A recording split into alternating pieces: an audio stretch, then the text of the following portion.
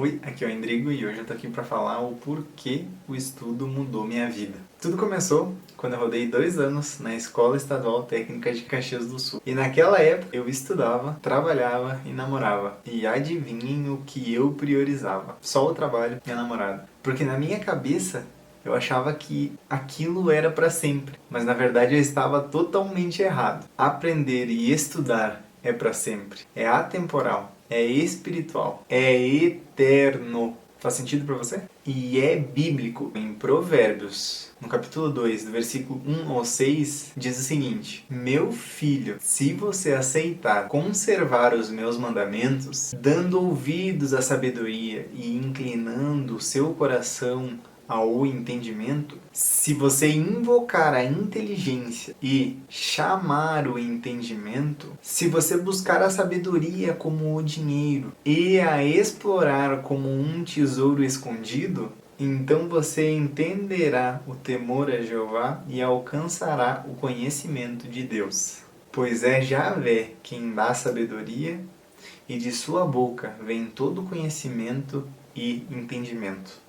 E eu sempre me perguntava qual era o motivo, o grande aprendizado destes 2 anos perdidos, porque eu não sabia e eu tinha fé que eu ia descobrir a resposta. Mudei de escola e comecei a trabalhar integral e estudar à noite, pois no ETEX não havia período da noite, somente cursos profissionalizantes. Até hoje. Passei de ano me formando no primeiro ano com 3 anos de estudo na mesma série. E quando eu fui para o segundo, logo comecei a servir o Exército Brasileiro. E continuei indo para a escola para assistir às aulas, mesmo perdendo vários dias de aula, porque eu estava de serviço no quartel. Até que um certo dia de outubro de 2012, em uma prova de química, eu olhava para a prova e não sabia como resolver nenhuma questão. Eu olhava para os lados e todos estavam de cabeças baixas resolvendo as suas provas. E eu encarando a professora que me pressionava. Faz essa prova, Endrigo. Vamos lá.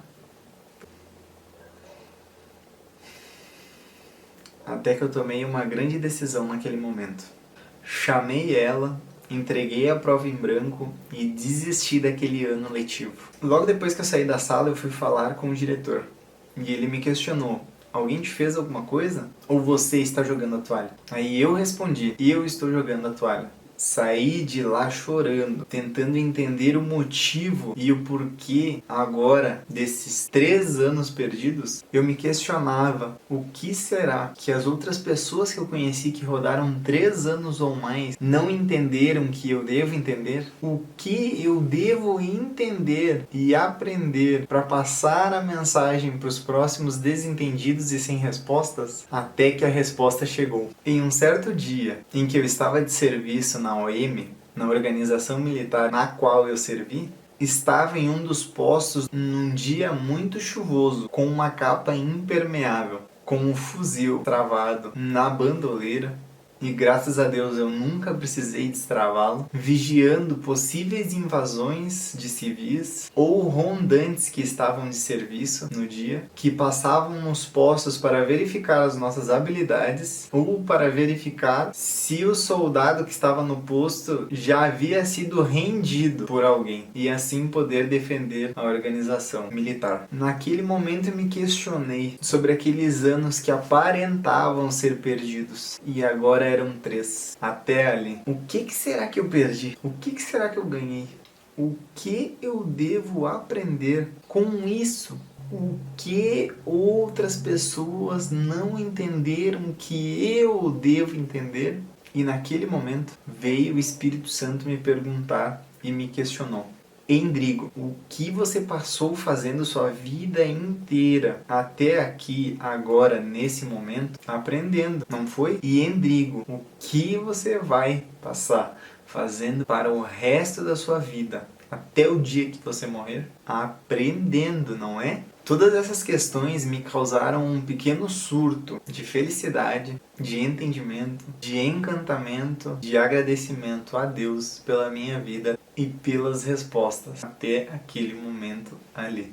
Porque agora eu te questiono: qual é o filho que pede e o pai não dá, o filho que pede pão e o pai dá uma pedra, ou o filho que pede um peixe e o pai lhe dá uma serpente. No ano seguinte, em 2013, eu saí do quartel, pois imaginava que a vida seria melhor e maior do que permanecer ali. Saí do mercado no qual eu trabalhava e tive uma grande oportunidade de trabalhar numa empresa multinacional, a maior empresa de Caxias do Sul. Fiz o segundo ano, passei do segundo ano, fiz o Enem e terminei com a nota do Enem no ensino médio. Ou seja, não precisei fazer no ano seguinte o terceiro ano. E já comecei a fazer um curso técnico para poder crescer dentro da empresa. Um segundo momento foi na produção das montagens de acabamento na empresa, onde eu aprendi uma tarefa com um homem que já tinha 25 anos dentro da empresa e sabia muito aquela tarefa e outras várias. E sempre que eu errava aquela tarefa que ele havia me ensinado e ele fazia, ele tinha que correr e consertar a minha cagada, porque eu demorava muito e às vezes ainda fazia errado. Até que um certo dia ele se cansou e veio conversar comigo.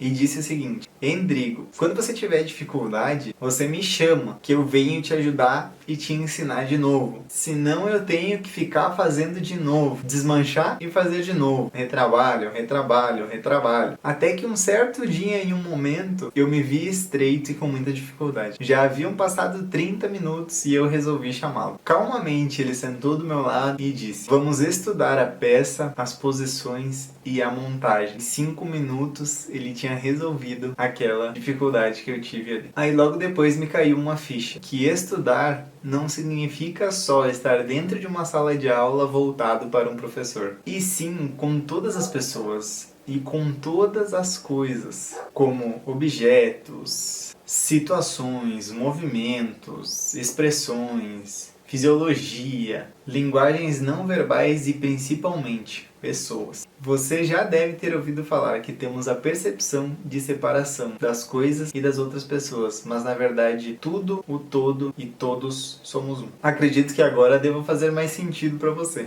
Entretanto, um próximo momento foi no departamento de pintura daquela grande empresa, onde eu tinha um colega que tentava tirar vantagens de tudo e de todos e causava muita intriga entre todos os colegas, desde o chefe até comigo. O tempo foi passando, as coisas foram acontecendo e o meu relacionamento de 5 anos chegou ao fim. E eu, e justamente aquele colega e mais alguns outros, fomos transferidos juntos para outro setor. Nesse outro setor eu tive um professor que também me ensinou a sua tarefa, que eu fazia muito errada. E enquanto nós ia fazendo, eu ia desabafando, reclamando com ele e com todos que estavam por ali, sobre o fim do meu relacionamento. Aquele meu colega, intriguento, fixou o olhar em mim e disse: Endrigo, eu preciso conversar contigo, a sós. E eu fiquei muito curioso. O que o intriguento e o doido tinha para falar comigo? Persegui ele até conseguir falar com ele. E ele me questionou sobre o que eu andava falando para os outros colegas ali. E se eu achava certo. Eu, grosso que era um cavalo, pensei: o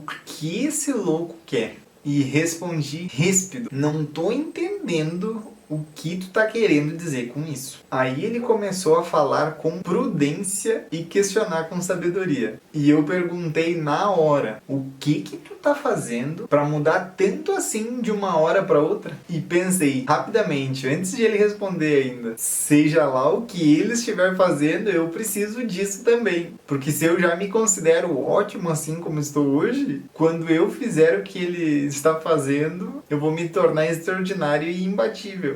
E em seguida ele me respondeu: estou estudando a Bíblia. E eu comecei a estudar um livrinho que se chama O que a Bíblia realmente ensina, com os irmãos que me disseram que o estudo era tudo na vida deles. Quando desanimavam, quando tinham problemas, quando tinham que tomar uma nova decisão, quando tinham que mudar algo, para tudo que eles faziam e tudo que eles deixavam de fazer, para tratar com filhos, amigos, esposa, etc.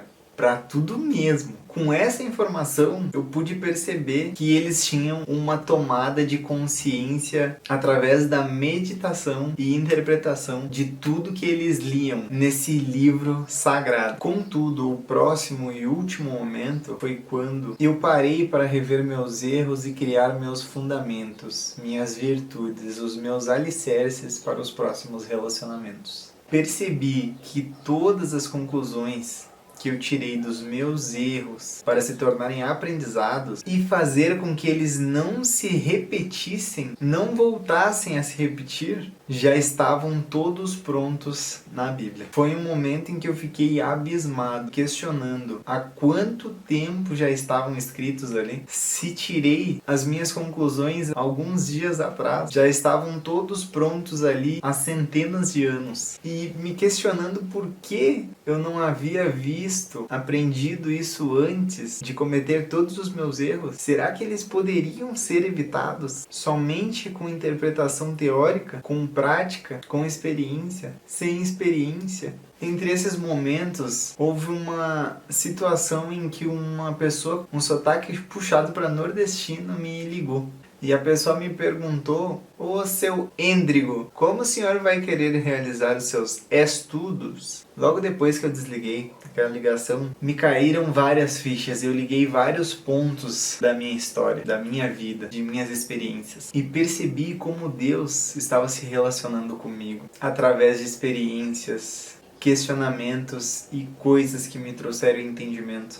Um entendimento único de como se relacionar com Deus. E agora, para encerrar esse vídeo, eu tô aqui para te perguntar quais são os pontos que aparentemente ainda estão errados na sua história, na sua vida, nas suas experiências, que hoje podem se tornar mensagens construtivas e aprendizados que você pode transmitir para outras pessoas. Como você imagina, como você tem se relacionado com Deus, como é o seu relacionamento com Deus. A Bíblia é autoconhecimento. Deus é autoconhecimento. Em Gênesis, capítulo 1, versículo 26, diz: façamos o homem à nossa imagem e semelhança. Sabendo disso, quantas fichas suas caem? Qual é o entendimento que tu traz dessa palavra engrandecedora? E era isso, pessoal. Agora eu quero te convidar para fazer um comentário, curtir esse vídeo, comentar alguma pessoa que você conhece, compartilhar esse vídeo para seus amigos, parentes, familiares, conhecidos, pai, mãe, filho, filha, vô, vó, tio, tia, dindo, dinda, para agregar mais valor para essa sociedade que com o tempo está perdendo seus valores e virtudes. Se você deixar um comentário, eu vou ter um prazer enorme em estar te respondendo. Se você tiver uma sugestão sobre algum assunto que você quer ver eu falando aqui, deixe uma sugestão. O meu cumprimento de casado para vocês? Eu não sei o que isso significa para você, mas para mim é só alegrias e felicidades, conquistas, sonhos. Sintam-se fortemente abraçados e um beijão nos seus corações. Até o próximo.